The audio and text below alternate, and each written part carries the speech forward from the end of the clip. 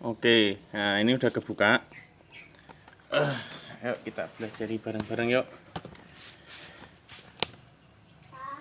Nah, ini kelihatan bro.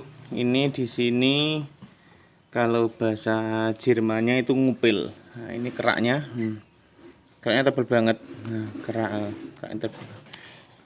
Nah, kerak ini tebel ya. Ini karena memang dari pembakaran. Nah, ada oli masuk ke sini. Ada oli masuk ke ruang bakar dan akhirnya tidak bisa terbakar, akhirnya jadi kerak. Nah, gini. Ini performa mesinnya pasti turun. Nah, karena di sini akan menimbulkan terjadinya knocking. Oke, sekarang kita coba buka burungnya. Nanti bakal kita bersihin, terus kita skor lagi. Yuk kita buka burungnya.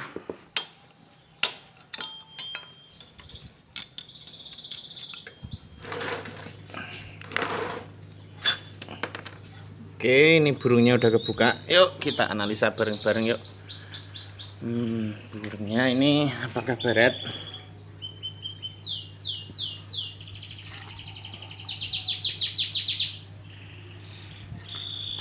Kalau burungnya cukup aman bro.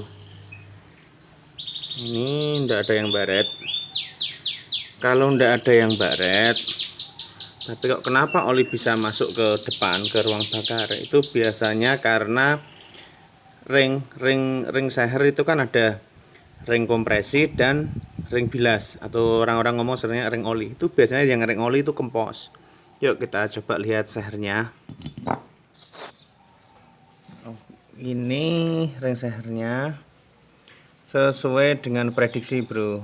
Nah ini ring kompresinya masih bisa mekar.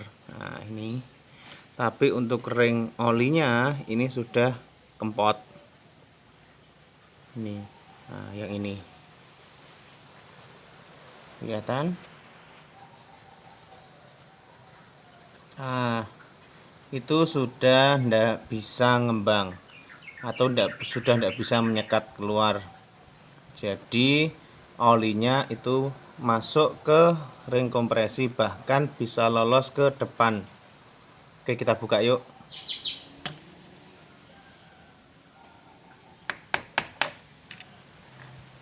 Kita coba lihat ya, ini oversize berapa.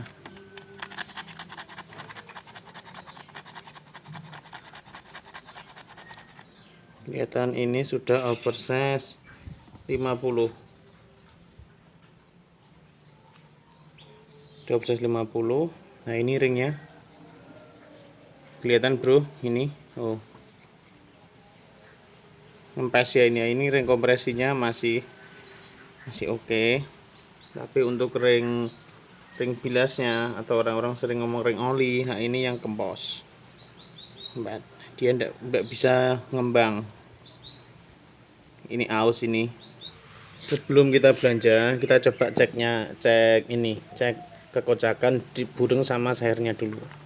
Kita masukin. Kalau ini sih dari masukin sini enggak amblong bro. Oh, ini bagus ini. Oh, ya amblong. Kalau amblong tuh biasanya kocak ini enggak bunyi.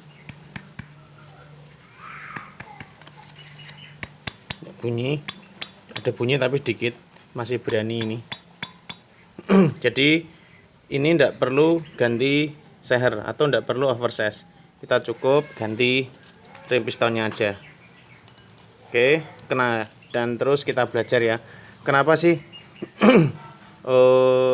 oli itu bisa naik ke atas. Jadi gini, ini kan di sini ada yang paling bawah, ini adalah ring bilas. Ini ring kompresi 2. Nah, ketika seher ini posisi turun, di sini adalah kalter, di sini ada oli. Nah, dan ketika dia turun, di sini membawa oli juga ada yang mercik ke atas. Dia masuk lewat celah-celah sini di ring bilas. Fungsinya apa? Dia untuk melumasi di sini di burung. Nah, ketika dia naik ke atas, oli otomatis dari sini, dari yang nempel di dinding budung ini akan juga ikut naik ke atas, tapi tidak sampai pol, ke atas ini.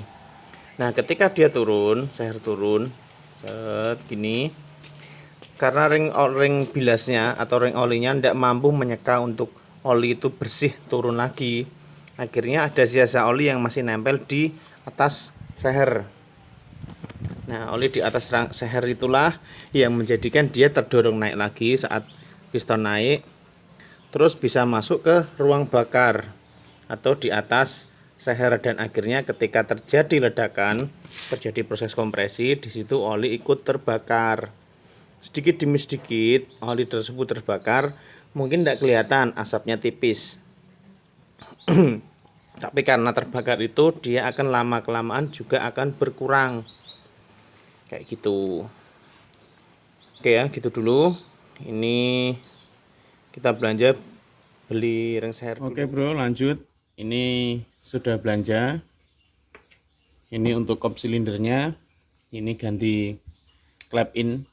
Karena klep ini sudah tipis. Kemarin skor itu tipis, kayak gini. Nah, sudah tipis sekali, jadi ganti. Terus untuk ring pistonnya juga ganti, tapi untuk burungnya tidak masalah, jadi tidak oversize. Ini ring pistonnya ganti yang oversize 50. Oke. Nah, ini nih yang paling penting untuk teman-teman semua. Kalau pasang ring piston itu usahakan jangan di sisi ini. Nah, di sisi ini itu adalah sisi pelumasan. Sisi pelumasan dinding silinder. Pelumasan sisi dinding silinder melalui seher. Nah, oli itu saat dia turun, ketika naik, dia itu akan ada oli yang ikut terbawa di ruang piston dalam ini. Nah, dia itu keluar melapisi dinding silinder itu lewat lubang-lubang ini nih. Ini juga di sini ini, terus di ring oli ini, ring bilas ini juga ada lubang-lubangnya. Kalau teman-teman pengen lihat gimana ya, yes, pokoknya inilah, pokoknya di sini ini ada lubang, ini lubang, sini juga ini lubang. Nah, jadi usahakan untuk ininya, sambungan ring pistonnya jangan di sisi itu, misalkan di sisi ini, dan jangan sampai berjajar antara ring piston 1, 2, 3. Ini lurus, jangan sampai ini, misalnya ini 1, terus yang 2 di sini, kelihatan ya. Nah, sini. Nah, nanti selanjutnya sama, yang 3 ini di sini. Jadi jangan sampai satu garis lurus untuk meletakkan ring pistonnya. Fungsinya apa? Ketika satu garis lurus ini teman-teman, satu lubang, satu cowakan semua sini. Di sini itu ring piston itu tidak selamanya zero. Jadi tidak selamanya itu tidak ada celah. Maksudnya gitu. Ketika dia seperti ini, nah ketika dia ketika dipasang mapat seperti ini, itu tidak selamanya tidak ada celah, pasti ada celah. Nah, ketika itu teman-teman itu antara ring piston 1, 2, 3 itu di garis yang lurus, itu ada potensi oli yang naik ke ruang bakar, dan akhirnya bisa ngebul lagi, ngasap lagi mesinnya.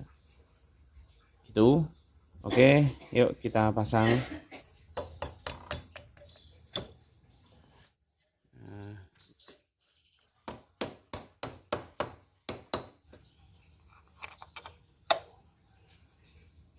Oke, kali ini kita lihat detail. Nah, untuk sekilas ring ini tebelnya sama, dimensinya sama, tapi ada yang beda. Ini itu agak kekuningan, ini dari tembaga.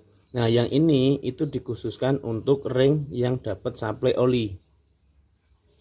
Ini ya bro.